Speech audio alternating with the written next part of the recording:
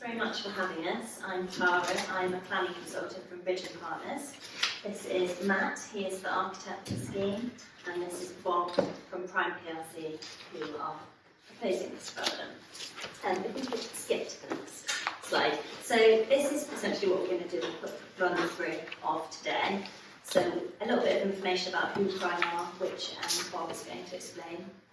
Where the site is, which I'm sure you've all kind of found out the information now anyway, but we'll just have a little chat through that. The kind of premise for where the scheme has come from, which is really in relation to sort of care needs and the increasing elderly population within Herefordshire, but also Ross-on-Wye, and how this scheme can sort of help contribute to meeting those needs. The planning overview, I'm not going to go into loads of detail, I'm sure lots of you will have questions, so I will run through that and just explain kind of the planning background, I suppose, in terms of policy and the discussions we've been having with the council in terms of pre-application. And then Matt's going to run through the design proposals, and then we'll have some time for questions at the end. If we get to the next one, I keep leaning to go for my own. Thanks. Do you want to talk a little bit about? Yeah, sure. Sorry, how much time do we have, just so we... As long as you like it. Oh, okay. 20 minutes. We won't be that long, but just in case we can. Just a little bit about Prime. It's a property development company which has been in existence for 25 years and is only involved in developing facilities for health and care purposes, so GP surgeries, hospitals, cancer centres, care homes. We're not involved in anything else in the commercial sense, such as offices, shops, warehouses, or any kind of residential development, purely in the care and health sector. And probably 3/4 of the work we've been involved with is in partnership with the NHS. We've developed all sorts of facilities across the country. I mean, just give 4 examples more closer to home here. Hereford Medical Centre, it's actually called the Station Medical Centre, if anyone's familiar with that. That's in Hereford, that's just next to the station in Hereford. Hereford Care Home, that is on Hafford Road, which was completed a few years ago. Similar care home facility in Worcester, on the site of the former Park and Ride road as well, and also the St John's Medical Centre, which is in Worcester as well. So that just gives, if you like, an idea of who Prime are. Some of you may not have heard of us. That's a bit of background. So. Scroll down a little bit more, sorry. That would be great. Okay, so this plan is obviously just showing the location of the site. So it is to the east of the A40 and to the south of St Mary's Garden Village. It's, I don't know, is that clear enough? I don't know if you can zoom in a little bit more. Could you expand it? So, it might be easier if I can make that. But basically, obviously this is St Mary's Garden Village here, so this is the area that's being developed and is still being developed.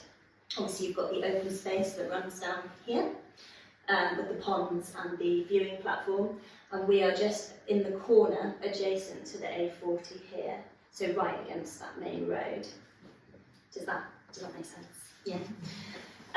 Obviously the site is in a location that's kind of within that built area of St Mary's Garden Village, is using some of the public open space, obviously, that we'll talk about a bit later, which is associated with that development, and it's about 0.61 hectares of land, and it's tucked into that corner.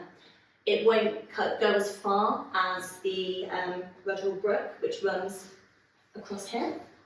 It's got about a 15-metre buffer, and we'll talk about that a little bit more later. If you want to go to the next slide, that would be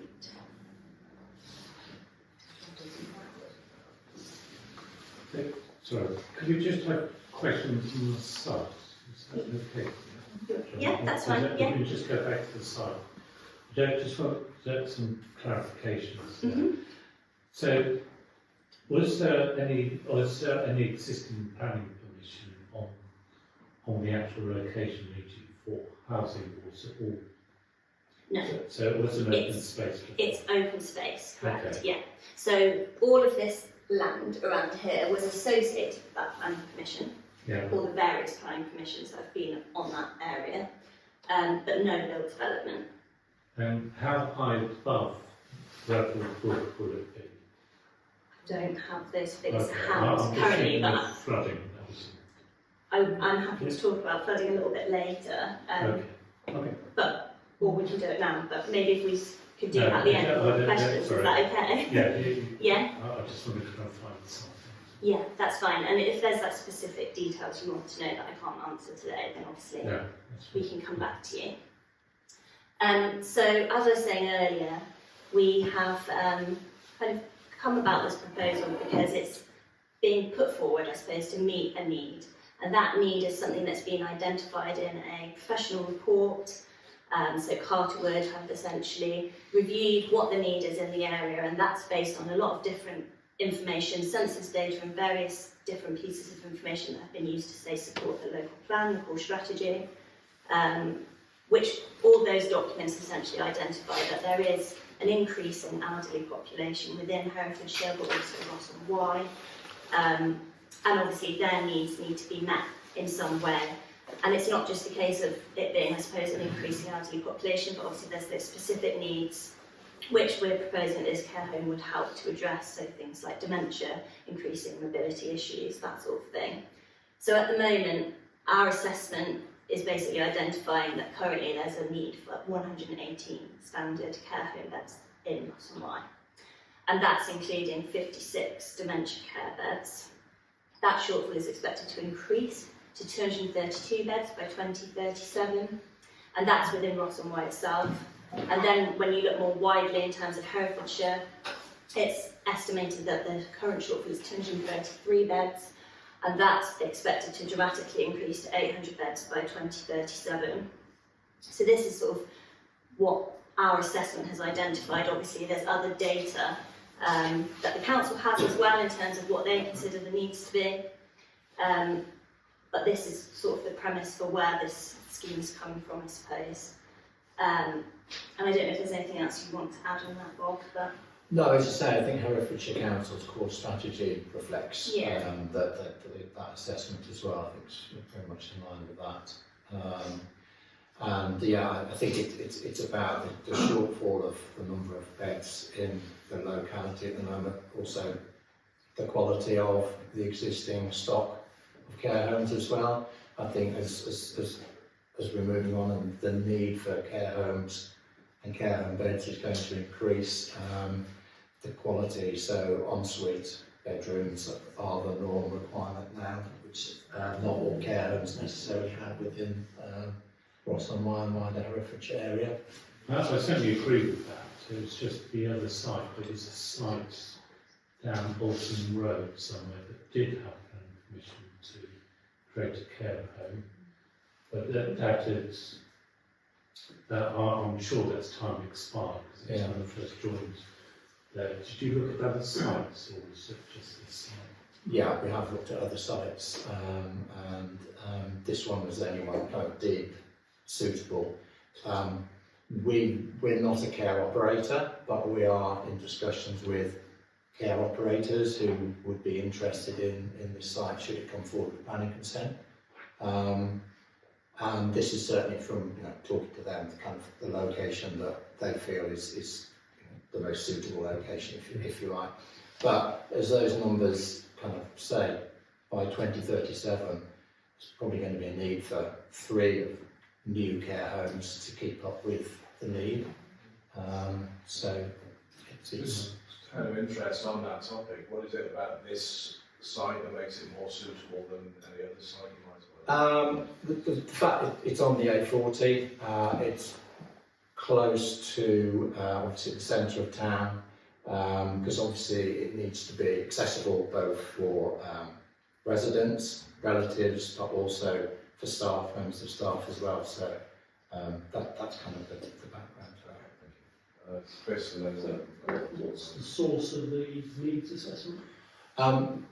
There's a specialised company called Carterwood who provide these assessments for, generally for most care operators would go to Carterwood to provide that. We've got the full document. That would actually be, if an application goes in, the full care needs So it's assessment. not in the public domain. Not at the moment, no, but it will be, obviously, if an application goes in. Sorry. Yeah, that's fine. If you want to go to the next slide, that'd be great. Perfect. Okay, so planning. I don't want to tell you things that a lot of you probably already know. So I'll try and keep it short and sweet. But essentially, we are looking at this from the perspective of a number of points, I suppose, that we think the planning policy position supports. So the principle of the proposed use of having a care home in this location obviously does accord with the direction of the policy documents, the development plan. The development plan for the area is the Herefordshire Core Strategy, obviously your neighbourhood plan as well.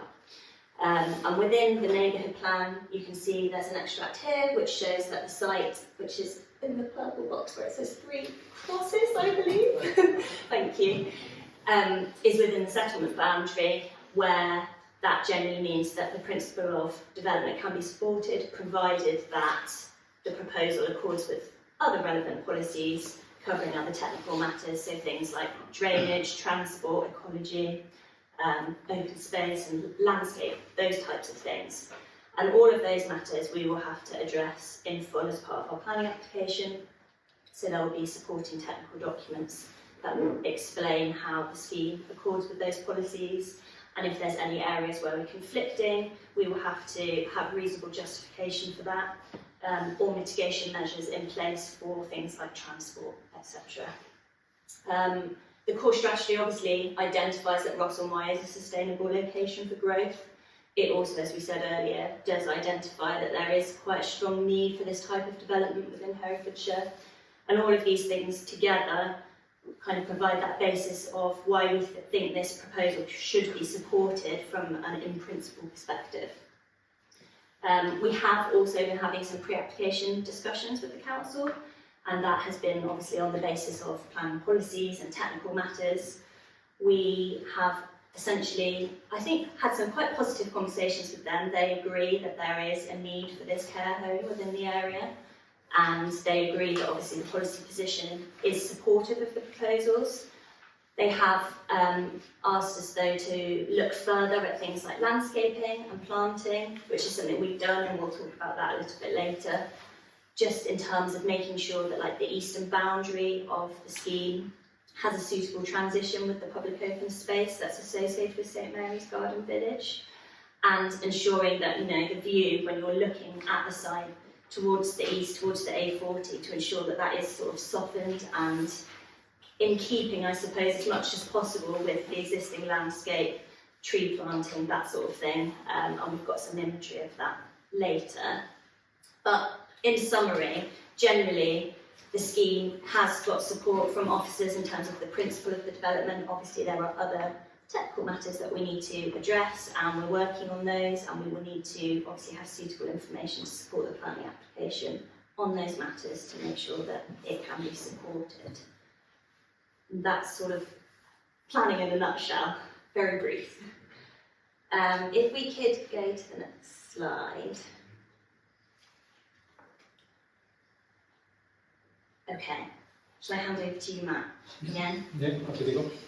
So, starting with the site plan, the footprint of the care home has been formed from the constraints and context and surroundings.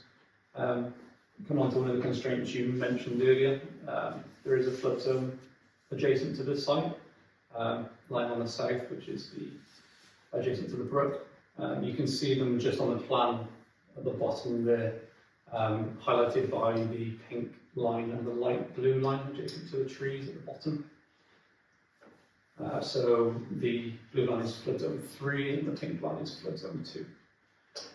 But you'll notice that they sit outside of our red line boundary, so they don't come into the development whatsoever. The form of the home provides a good frontage to the A40 to the west and to the north, but we're looking to soften as Tara alluded to, we're looking to soften views from the public open space to the east. The parking area for the care home is located in the north of the site, which is adjacent to the existing pumping station. You can see on the site plan there we've got a light green colour. The light green colour shows the private garden space for resident use. So they are quite spacious. Each bedroom will have a private patio area. There'll also be a number of communal patios and seating areas located throughout the gardens. And yeah, like I said, views from the public open space to the east will be minimised as far as possible.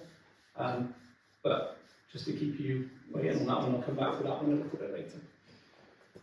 We can go to the next slide unless there's any questions on this slide. Just not so much a question, I just wanted to clarify, when you say you've had engagement with the council and officers, Yeah. that is the county council, not the... Sorry, Herefordshire Council, so the local planning authority, yeah, sorry. Yeah, in terms of the actual building, will it be having solar power and EV charging? Because during the working life, I would expect cars to be almost self-driving towards the end of the working life.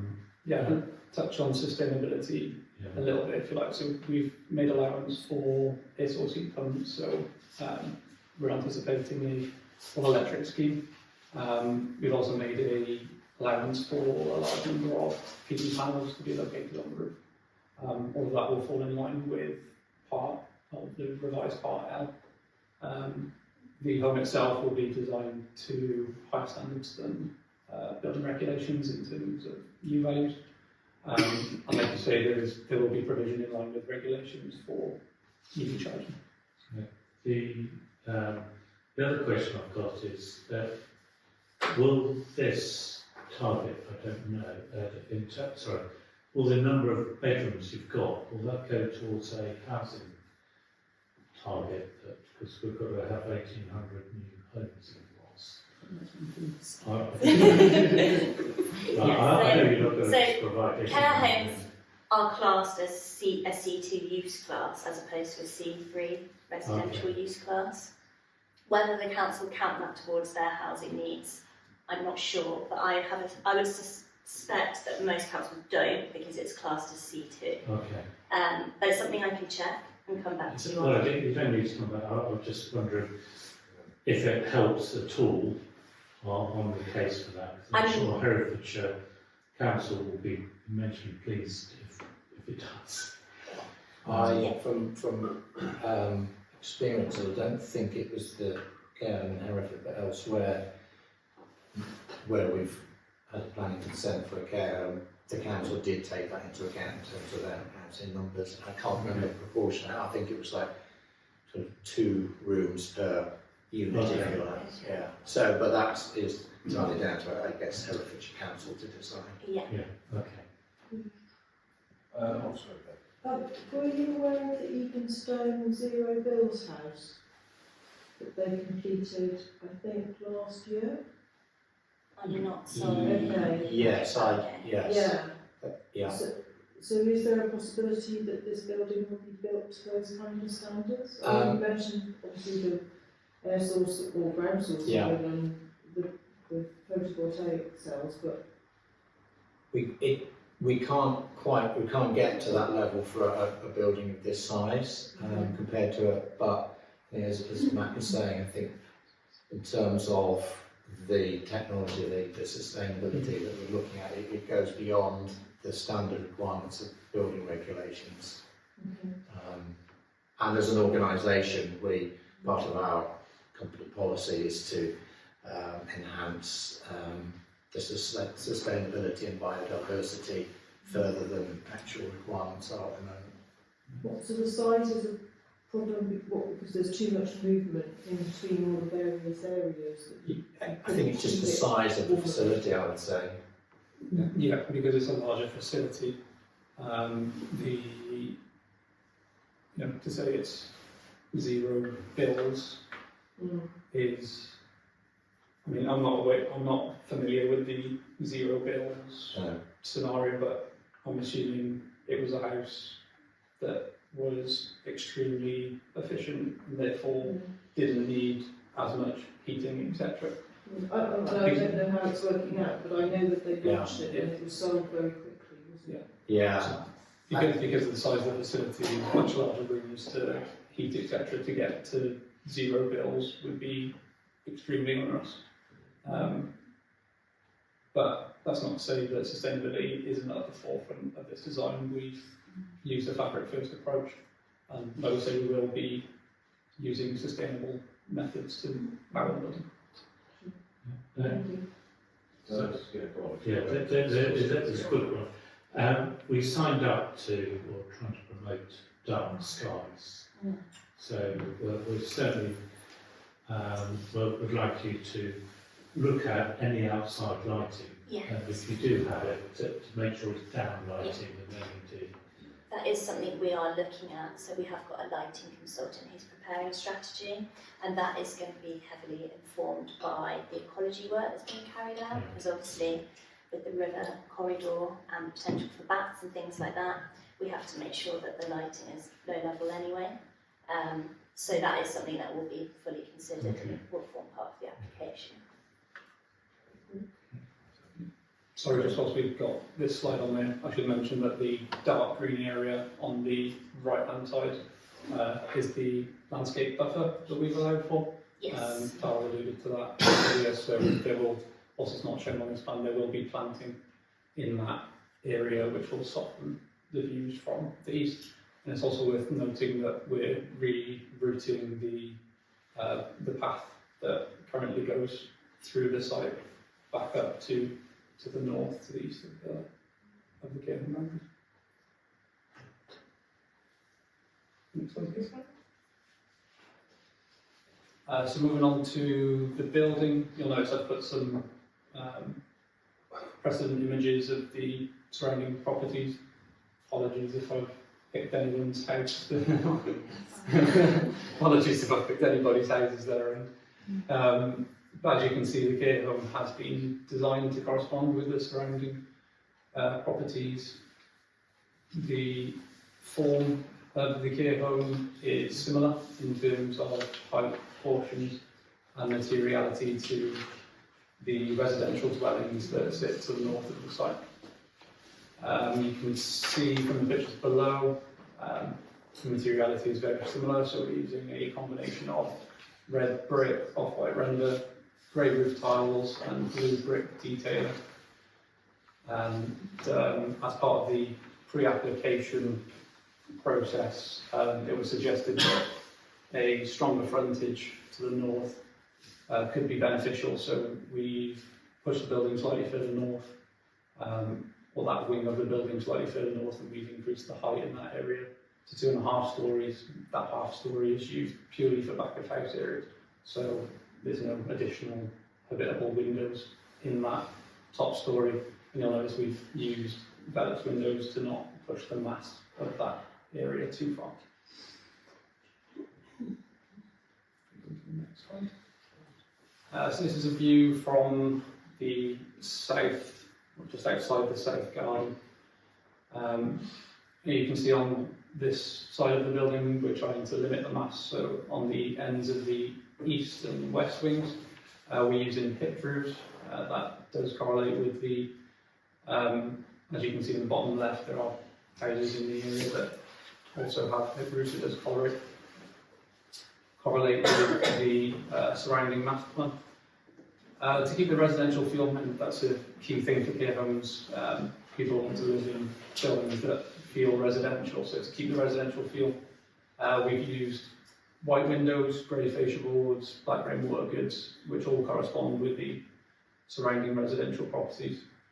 We've also used similar detailing to what has been proposed on the residential properties surrounding as well. So we've got a blue brick dental course,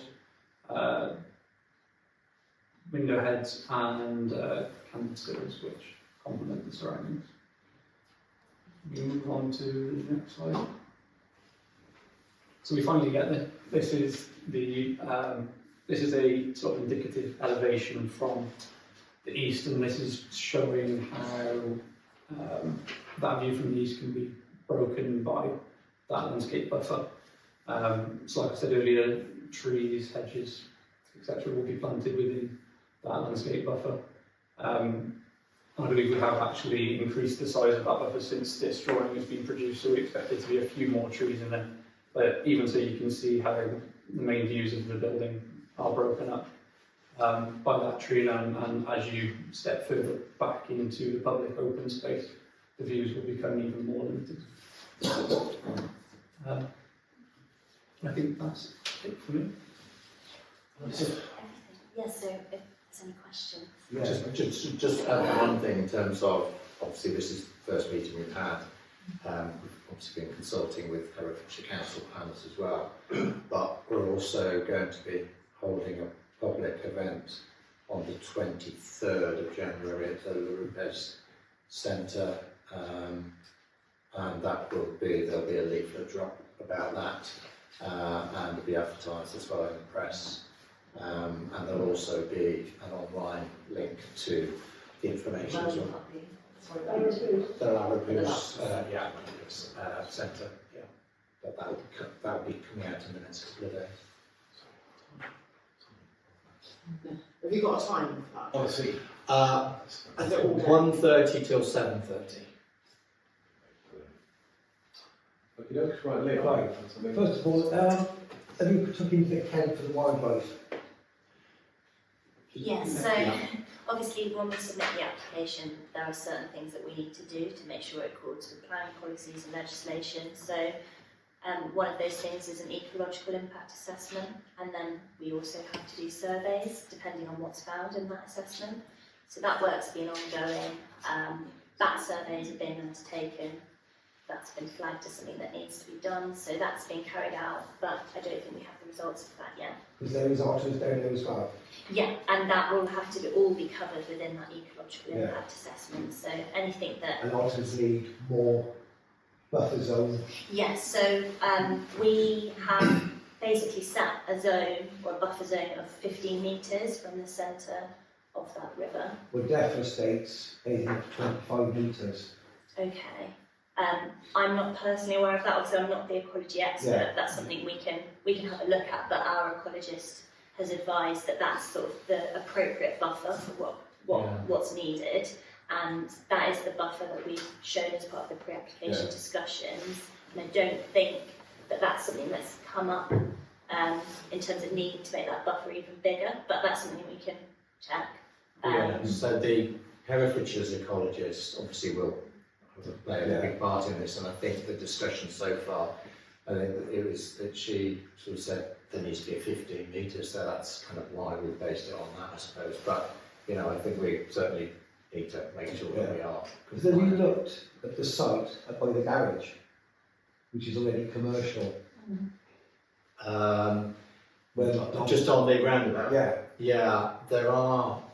We had previously looked at that. There are certain ground conditions there. We'd actually got quite involved on that site, but there are some significant ground issues up there which made it. You see the ground where you're going. Right. Okay. Hold on, I'm just going to, Bev's got a question, and then I'll come to you, and you No, I mean, I'm going to have to join into the questions. can we stretch a point? I mean, yes, I'll give you your bits. Yeah, we'll get the councillors' questions out of the way, and then we'll come to you, and you can be uninterrupted. Any councillor who tries to speak on. Well, I don't want to be a doom and gloom merchant, but I had a dad and a grandfather who taught geography. Right. What makes you think flood zones are going to stay the same? Because global warming is such a big issue, and there's every indication that it's happening faster than we might have hoped. Yeah, I mean, Because all your local people here will say that area floods a lot. Yeah. You know. yeah. I mean, You did that. Obviously we've got the government data that we've mapped onto our plan. We've also increased the height of the ground level in comparison to what is there at the moment. So it does from the road to the north, it does slope down gradually to the care home, but the care home level actually sits higher than the existing level. So you would build up quite dramatically, would you? I wouldn't say it's quite dramatically, but we are higher than the existing levels. We will also, as part of the planning application, obviously have to submit a flood risk assessment, and the purpose of that, as I'm sure you probably know, is basically to assess whether there is any risk and to ensure that that doesn't happen. So there's no risk in terms of flooding on the site, but also that it doesn't increase the risk of flooding on the site. Yeah. Exactly, yeah. And that will obviously have to be considered as part of the planning application. We've had some initial conversations as part of the pre-application with the lead local flood authority. And obviously everything we submit will have to ensure that it accords with planning policy in terms of flood risk and drainage. We will also have to submit a drainage strategy, obviously, and that will have to detail how we're approaching that in terms of surface water and then obviously foul drainage as well. Is there going to be a wall between Brook and the building? So there is a retaining wall, yes, but it's a green retaining wall. If you keep scrolling back up, you can just about see it on the, just by there. So it wouldn't necessarily hold flood water back to the extent? So that would depend on the level that is decided that the floodwaters could come to. It's probably worth mentioning that the flood risk assessment that Sarah just suggested does account for 1 in 100 year and 1 in 1,000 year floods as well. So Basically, it has to take into account climate change. It takes into account more rain now. It takes into account. You want to see it now, yes. You want to see the pumping in there, like you've got there. Yeah.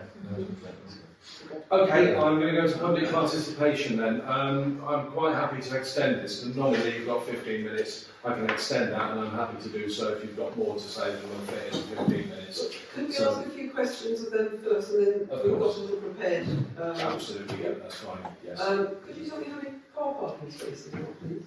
Yes, I believe it's 28 in total. So that's for all the staff and all the visitors for 70 bedroom.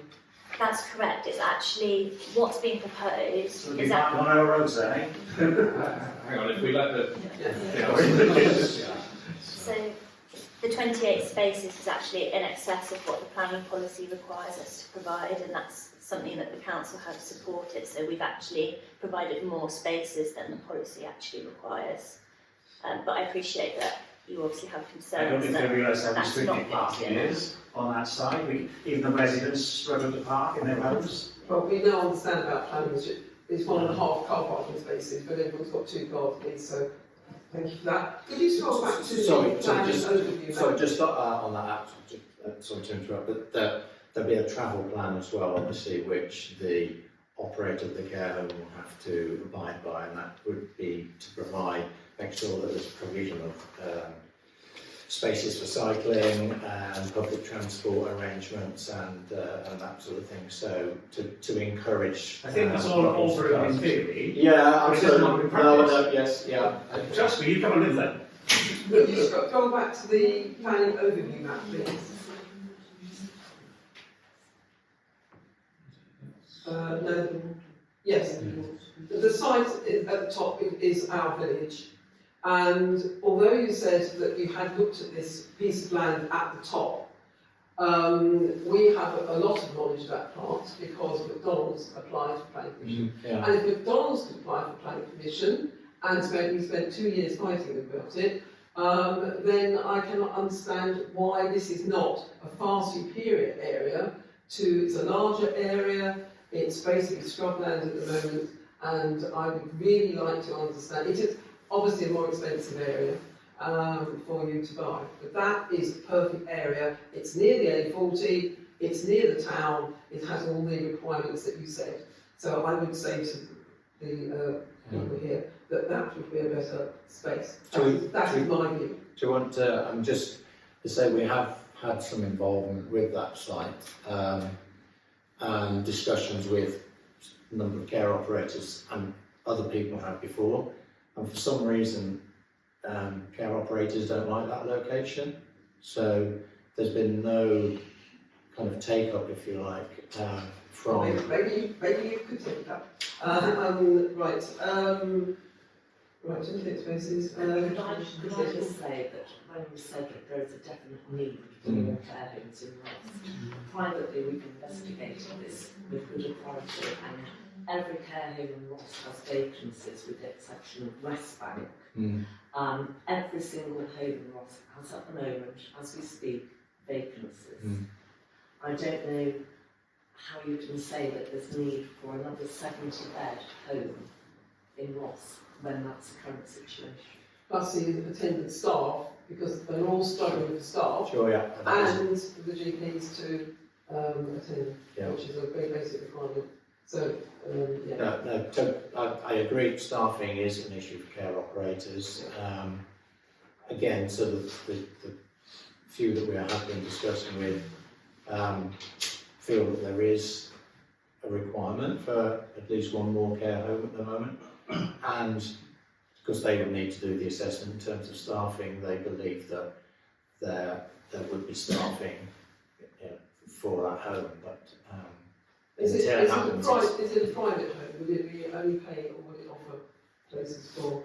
it's likely to be both, they're private and council funded, yeah, and potentially NHS funded. Certainly the people we're talking to operate homes where they provide potentially block bookings through with the NHS and also council.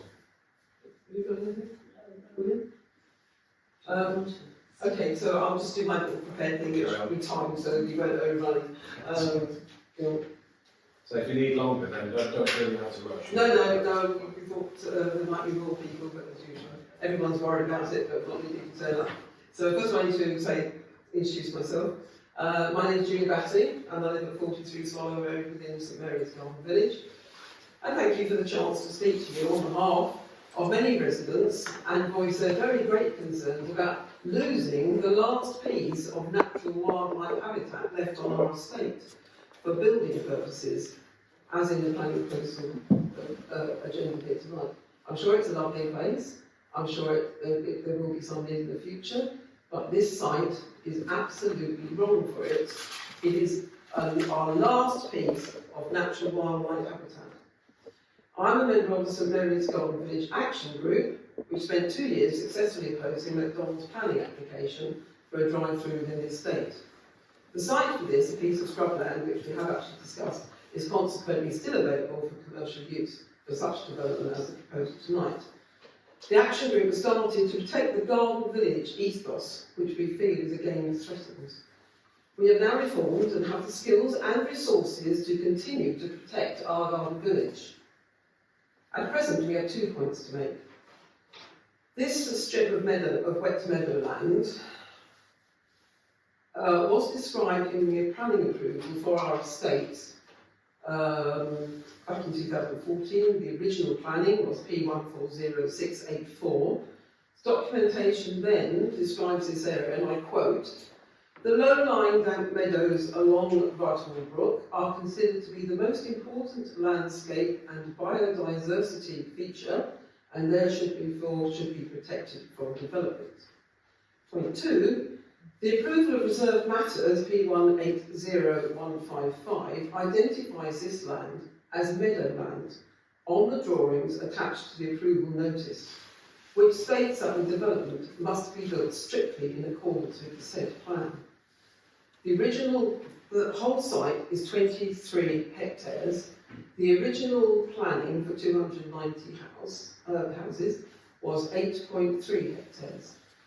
And a lot was made of the fact that we have a large element of open land which will create biodiversity and will be of leisure and recreation, not only for our village, but we already have a lot of people from the other side of the road and from within Ross who come to use our lovely open spaces.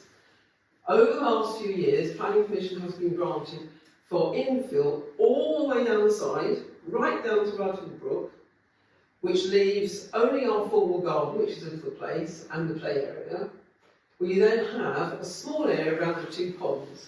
You are now proposing to build on our last part of our wildlife, which our developers promised that we would have an enclosed dog walking pound in that exactly area. It also contains our trim trail, which we call, I think that's your bit, which runs right way through it, which is a big selling feature for. So where that's going, I don't know. It is, we feel strongly it is our land. Residents are brought into our estate with the knowledge, I mean, I know you don't own it at the moment. Residents are brought into our estate with the knowledge that this meadowland was integral to the garden village design, which any proposal to build on would destroy. And that is what the council were keen to have, the garden village design. And this is the last piece of evidence. Thank you for listening. So any other members of the public? I'd like to speak, please. Good evening. Thank you, Councillors, Mr Chairman. Thank you for the chance to speak. My name is Anne Shulson. I live at 39 Swallow Road, St Mary's Garden Village, and I speak for many neighbours who are extremely unhappy about the proposal to build on the wetland open space in our village development. And we would like to put on record, please, that we object to any proposal, both now and in the future, that would enable any building to take place on the area we as residents know as meadow wetland, and is identified as such on all paperwork, legal documents and brochures. We understand that the original planning application protected this land as a biodiversity balance for the development and has never been identified as an area for future development. The only discussions around this area have been with the developers Evenstone about implementing the requirements of the planting of the, sorry, I can't even read my own writing, about implementing the requirements of the planning documents which require planting environmentally friendly trees, shrubs and flowers that would protect existing and encourage new wildlife, bees and butterflies. However, for the last 2 years, this area has been left untouched by Evenstone, and it's now become wheat infested.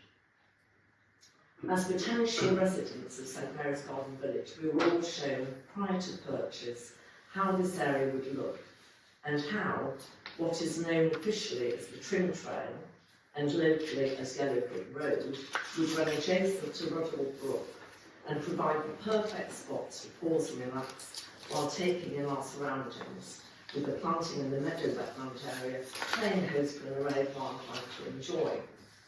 In addition, we have a beautiful viewing platform with a direct view towards St Mary's Church spire, which due to environmental restrictions is unable to have permanent lighting as it forms a crucial element of the back corridor. The backs are a regular feature around the village, with some houses being required to have back boxes fitted. So we as residents understand that Evenstone had invested millions of pounds and many years to bring to fruition a development that would set the gold standard for future residential housing developments.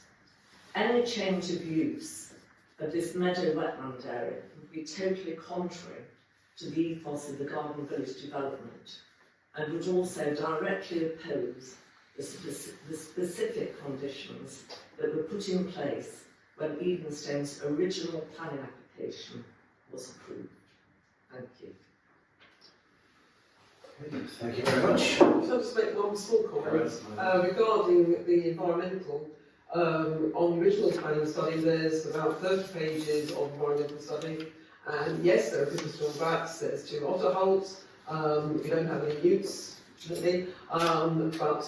we were not allowed to have in the wooden structures overlooks one of the lakes, which is I don't know how many metres away from the Rutherford Brook it is, but it's more than 15 of them. We were not allowed to have a solar light. It was fitted and taken away because it is a dark corridor and the backs require it. So how you can put a whole new building within 15 metres, I don't know. But if you go to planning, we will be looking at every single point. Plus the light ambulances, presumably, coming occasionally, all night lighting, which you would need for elderly residents getting up in the night. It's, no, we are going to vehemently oppose this with every fibre of our bodies. Well, it's our last bit place for the dogs, basically. Exactly. Okey doke, thank you. Anyone due to happy? Anyone else need anything to say? Any councillors got any points to make before we move on? I think that my main recommendation is to get everything down and put in your,